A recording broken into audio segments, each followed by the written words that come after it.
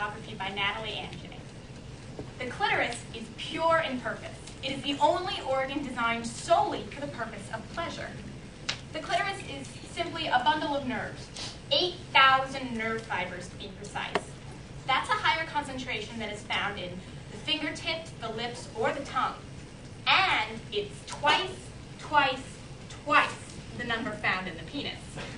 Who needs a handgun when you've got a semi-automatic? This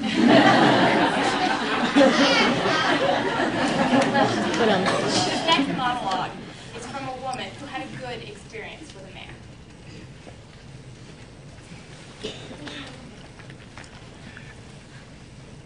This is how I came to love my vagina. It's embarrassing because it's not politically correct. I mean, I know it should have happened in the bath, with salt rinse from the Dead Sea, Enya playing, me loving my woman self. I know the story. Vaginas are beautiful. Our self-hatred is only the internalized repression and hatred of the patriarchal culture. Pussies unite! I know it all. Like, if we'd grown up in a culture where we were taught that fat thighs were beautiful, we'd all be pounding down milkshakes, lying on our backs, thigh expanding. But the truth is, we didn't grow up in that culture. I hated my thighs, and I hated my vagina even more. I thought it was incredibly ugly. I was one of those women who, from the moment she looked at it, wished she hadn't. It made me sick. I pitied anyone who had to go down there. In order to survive, I imagined there was something else between my legs. I pictured furniture, cozy futons with light cotton comforters, leopard rugs, or pretty things like silk handkerchiefs or place settings. I got so accustomed to this that I forgot all memory of ever having a vagina.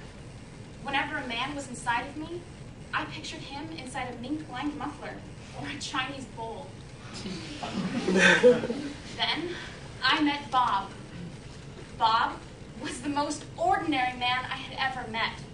He was tall and thin and nondescript, and he wore khaki tan clothes. He didn't like spicy food or listen to Prodigy, and he had no interest in sexy lingerie.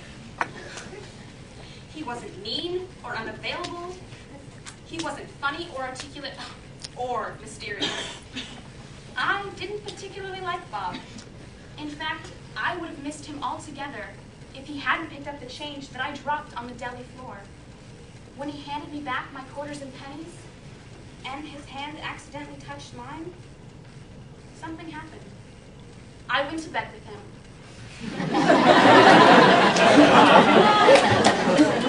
And that's when the miracle occurred. Turned out Bob loved vaginas. He was a connoisseur. He loved the way they smelled, the way they tasted, and the way they felt. But most importantly, he loved the way they looked. He had to look at them. The first time we had sex, he told me he had to see me. I'm right here, I said. No, you, he said. I have to see you. Turn on the light, I said, thinking he was a weirdo and freaking out in the dark. He turned on the light. Okay, he said, I'm ready to see you. Right here, I said, I'm right here. Then, Bob began to undress me. Bob, what are you doing, I said. I have to see you. You've seen a red leather couch before. But Bob continued. He would not stop. I wanted to throw up and die. But suddenly, Bob's face changed. He got all breathy. He looked like a hungry beast. So beautiful, he said. You're deep and elegant and innocent. It was like he read my palm. You got all that from down there, I said. I got all that and much, much more, he said. He stayed looking for almost an hour, as if he were looking at a map or gazing at the stars. But he was looking at my vagina. I watched him, and he looked so excited, so happy and euphoric. I began to see myself as he saw me.